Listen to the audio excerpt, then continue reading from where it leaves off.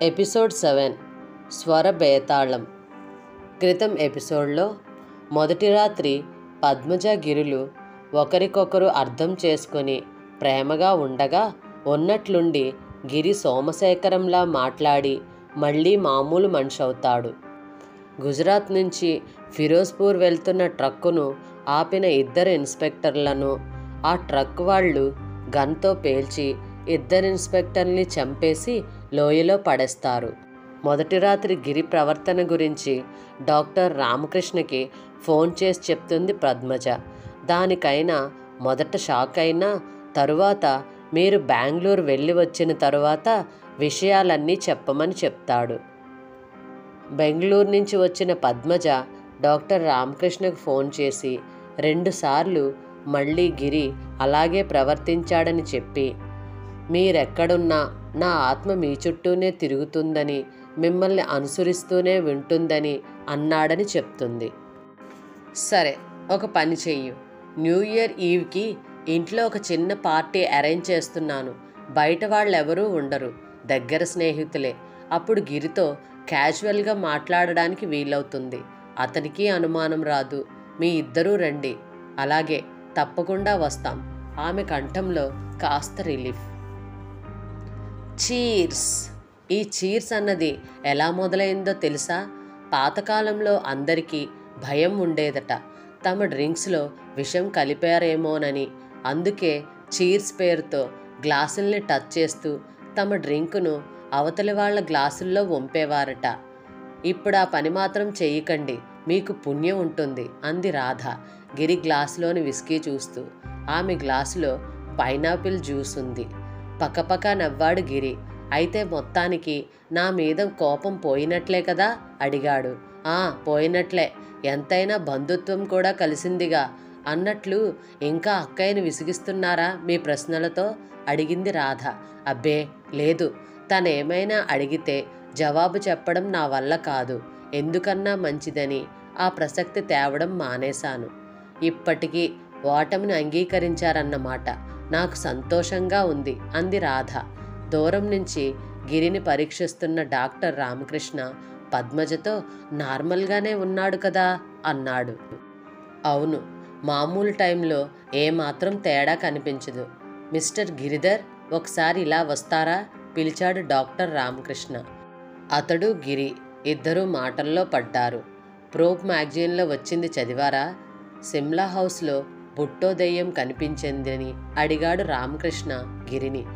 చదివాను, కానీ నమ్మబుద్ధి కాలేదు అన్నాడు గిరి. అంత స్పష్టంగా వాళ్ళు చెబుతుంటే నాకైతే నిజమే అనిపిస్తుంది. అబ్సర్ట్, మీరు డాక్టర్ అయి ఉండి దెయ్యాల్ని భూతాల్ని నమ్ముతున్నారా ఆశ్చర్యంగా అడిగాడు గిరి.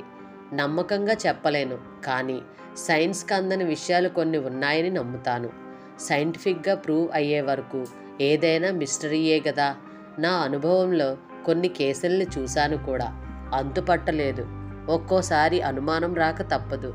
ఏమో డాక్టర్, నేను మాత్రం అనుభవం లేకుండా నమ్మలేను అన్నాడు గిరి. రామకృష్ణ కేవలం తనని పరీక్షించడానికే ఈ సంభాషణ సాగిస్తున్నాడని గిరి గుర్తించలేదు. దెయ్యం ప్రసక్తి రాగానే అతడిలో ఏదో మార్పు వచ్చింది. అదేమిటి అలా ఉన్నారు గిరి, ఒంట్లో బాలేదా? రామకృష్ణ కంఠం హెచ్చించి అడిగాడు. అందరూ గిరివైపు తిరిగారు. గిరి చేతిలో ప్లేటు కిందన పడి భళ్ళున బ్రద్దలైంది. 2 చేతులతో తలని పట్టుకున్నాడు. వద్దు వద్దు అని అరిచాడు. మనిషి వణికిపోతున్నాడు. కనుగుడ్లు పెద్దవయ్యాయి భయంకరంగా. గిరి అంటూ వచ్చి పట్టుకుంది పద్మజ. మిస్టర్ గిరి, ఏమైంది మీకు అంటూ దగ్గరగా వచ్చాడు డాక్టర్ రామకృష్ణ. గిరి అతన్ని బలవంతంగా నెట్టేశాడు. ప్రసాద్ వైపు తిరిగాడు. ఇప్పుడు అతడి కంఠం మామూలుగానే ఉంది. మీ సరుకులు రాబోవటం లేదు ప్రసాద్. నైజీరియాలో కూప్ జరగబోతుంది. ప్రభుత్వం మిలిటరీ హస్తగతం అవుతుంది. మీరు చాలా నష్టపోతారు అన్నాడు పక్కనే ఉన్న ప్రసాద్తో. ఏమిటి మీరు అంటున్నది? సాయంత్రమే నేను ఫోన్లో మాట్లాడాను. అంతా సవ్యంగా ఉందక్కడ ఆశ్చర్యంగా అన్నాడు ప్రసాద్. ప్రసాద్ నైజీరియాకి బట్టల ఎగుమతి గురించి, తన వ్యాపారం గురించి ఆ పార్టీలో చెబుతున్నాడు. అప్పటి వరకు నేను చెప్పేది నిజం. రేపటికి మీకు వార్త అందుతుంది అన్నాడు గిరి నిశ్చలంగా. గిరి అతన్ని కుదుపుతూ అంది పద్మజ.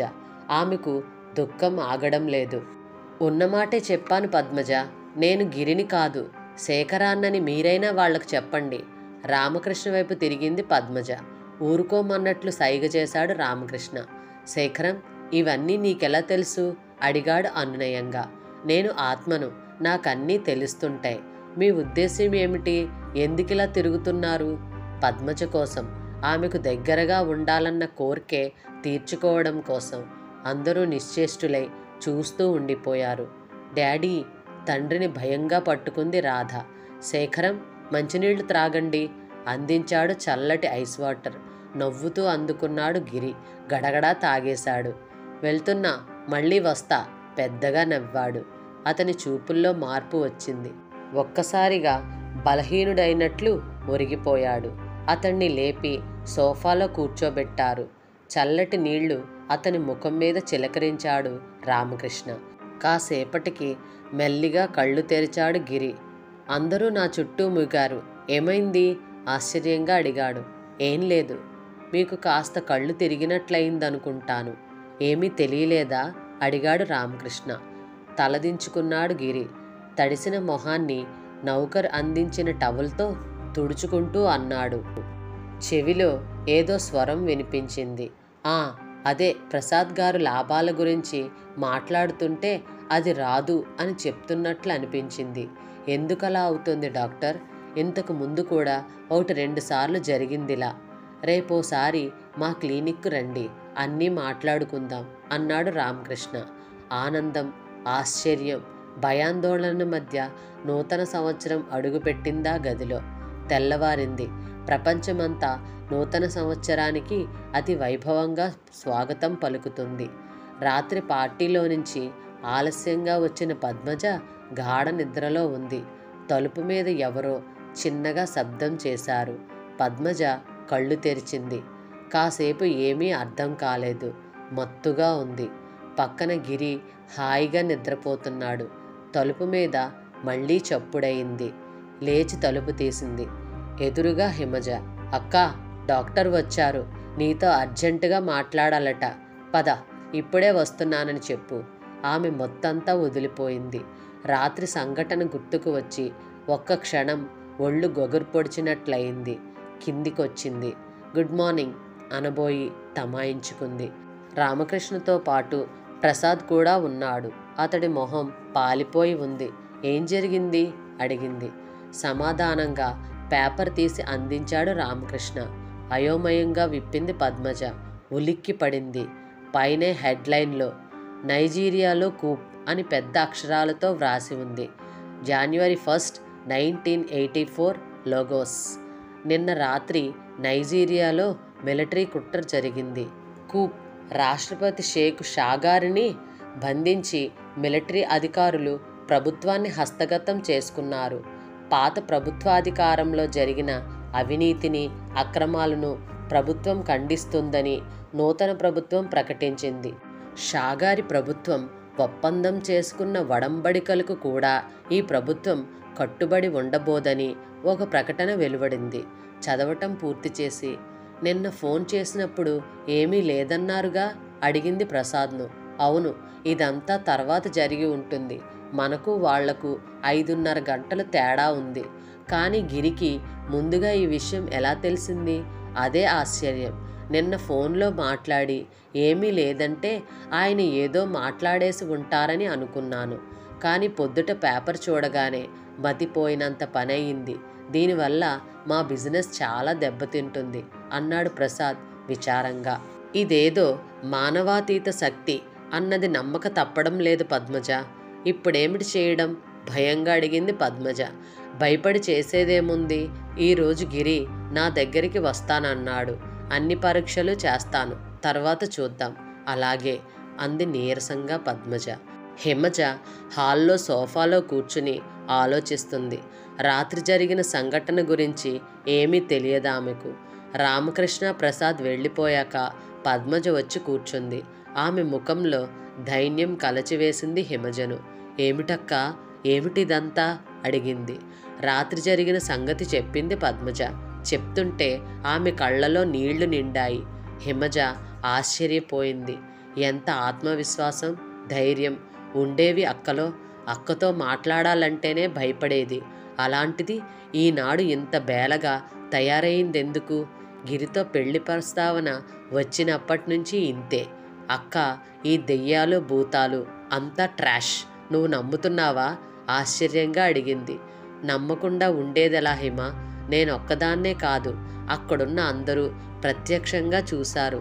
ఏమోనక్క, ఐఏఎస్ చదువుకున్న దానివి నువ్వు కూడా. ఆగిపోయింది అక్క మొహంలో సీరియస్నెస్ చూసి.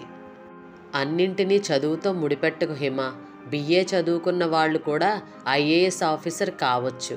కానీ ఒక్క మాట చెప్పు, పెద్ద పెద్ద సైంటిస్టులు, ఫారెన్ రిటైర్డ్ డాక్టర్లు, ఇంజనీర్లు, ఎంతోమంది బాబాలకు సాధువులకు దాసోహం అంటున్నారు. వాళ్ళంతా తెలివిలేని మూర్ఖులంటావా? నా కళ్ళతో ప్రత్యక్షంగా శేఖరం ఆత్మను చూశాను. నమ్మకుండా ఎలాగుంటాను? మూర్ఖత్వం అక్క. నువ్వెప్పుడూ దేశాన్ని గురించి బాధపడుతూ ఉంటావు. ఇలాంటి మూర్ఖులుండబట్టే దేశం ఇంత అధోగతిలో ఉంది మనసులోనే అనుకుంది హిమజ. పైకి అనే ధైర్యం రాలేదు ఇంకా. శివయ్య మొక్కలకు నీళ్లు పోస్తున్నాడు. దూరంగా లాన్లో గిరి చేతిలో పేపర్తో కూర్చుని దీర్ఘాలోచనలో ఉన్నాడు. ముఖం బాగా వాడిపోయి ఉంది. హలో బావగారు, ఏమిటంత దిగులుగా ఉన్నారు? అడిగింది అప్పుడే వచ్చిన హిమజ. ఏం లేదు హిమజ. పేపర్లో మళ్ళీ తల దూర్చేశాడు గిరి.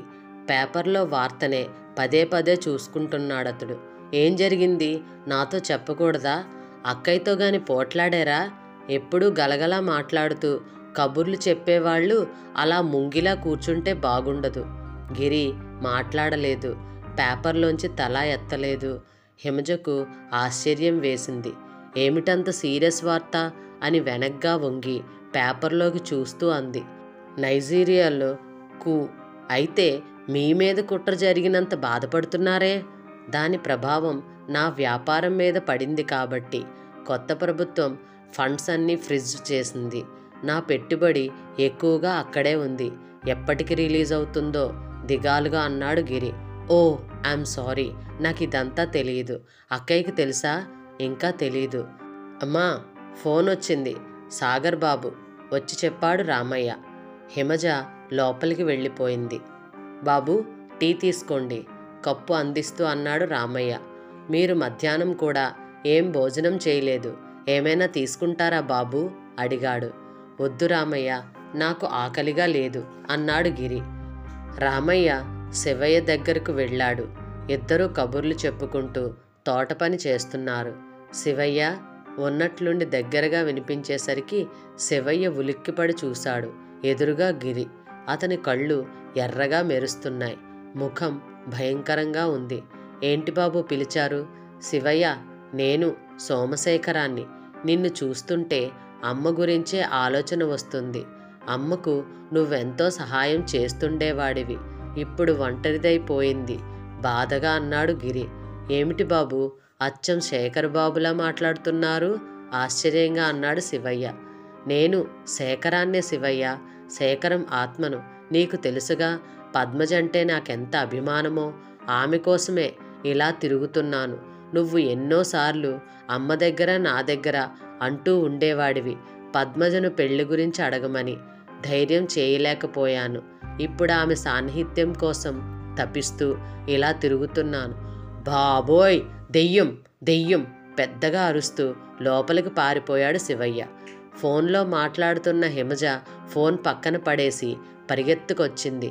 శివయ్య వగరుస్తున్నాడు భయంతో. శరీరం వణుకుతోంది. ఏమిటి శివయ్య, ఎందుకిలా అరుస్తున్నావు? అడిగింది గాబరాగా.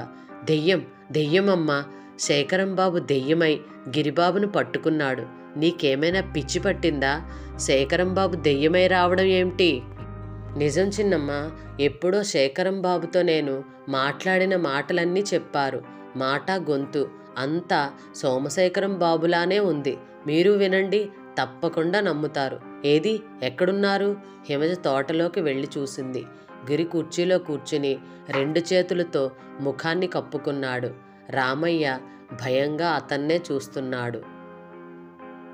డాక్టర్ రామకృష్ణ క్లినిక్లో డాక్టర్ రామకృష్ణ క్లినిక్లో కూర్చుంది పద్మజ. నెల రోజుల్లో ఆమె చాలా డీలా పడిపోయింది. వార్ధక్యం ముంచుకొచ్చినట్లు తయారైంది. గిరికి అన్ని రకాలుగా పరీక్షించాను.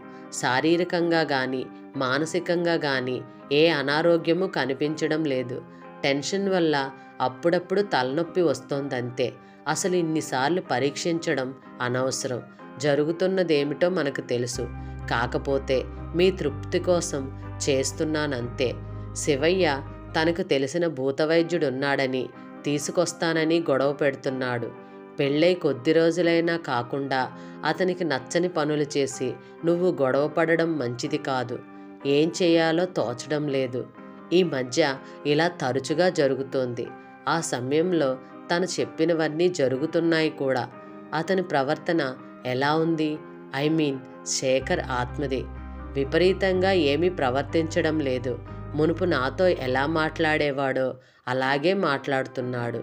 అనవసరమైన చనువు తీసుకోడు. మీద చెయ్యైనా వెయ్యడు.